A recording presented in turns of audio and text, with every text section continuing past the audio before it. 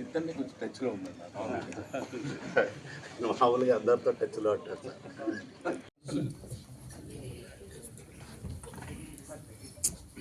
Back Raghavendra back ఉన్నాను కొంచెం.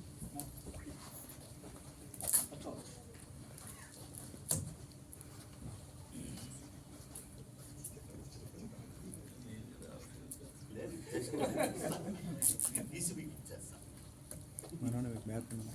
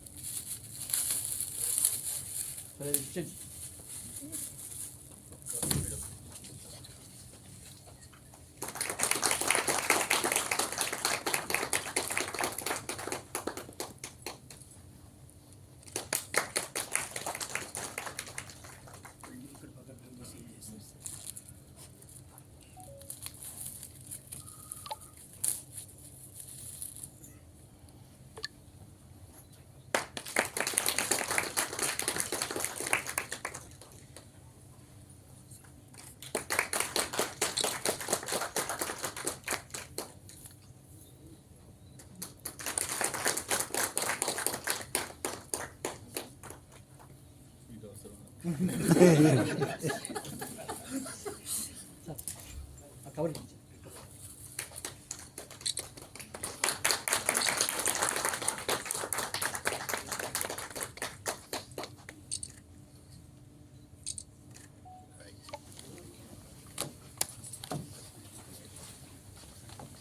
పద్నాలుగు పుస్తకాలు వివరించడం జరిగింది.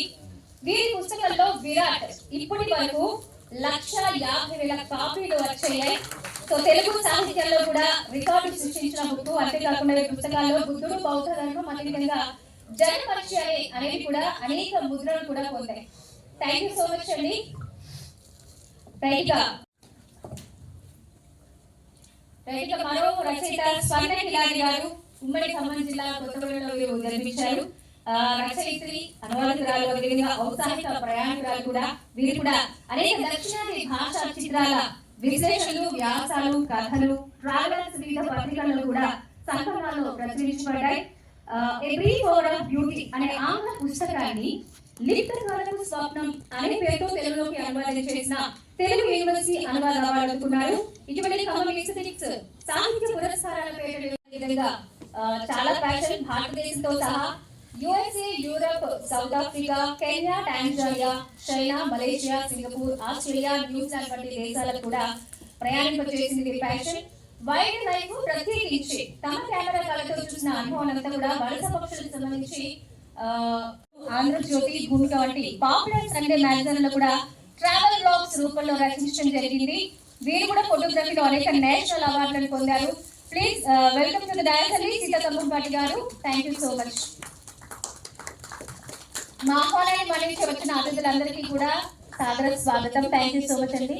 కొండగల్లి కృష్ణారెడ్డి గారు ఒకసారి మేడం గారు వస్తున్నారు.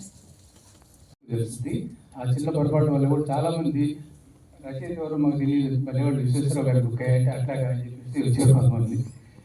ఈ రోజుకి ఆయనకి 60 years కంప్లీట్ అవుతున్నాయి. మామూలుగా ఆయన ఎప్పుడు బర్త్డే అప్పుడు ఎవరికి దొరకకుండా ఎక్కడికో వెళ్ళిపోతాడు. తర్వాత నేను బ్రహ్మానందం గారి గురించి చెప్పను, ఎందుకంటే సూర్యుడికి టార్చ్ వేసి సూర్యుడు చూపించినట్టు ఉంటుంది. ఆయన గురించి, ఆయన నటన గురించి చెప్పారు. అందువల్ల ఇక్కడ దొరికిపోలేదు. ఇప్పుడు బ్రహ్మానందం గారు ఈ పుస్తకాన్ని ఆవిష్కరిస్తారు. సో బ్యాక్ తీసుకొని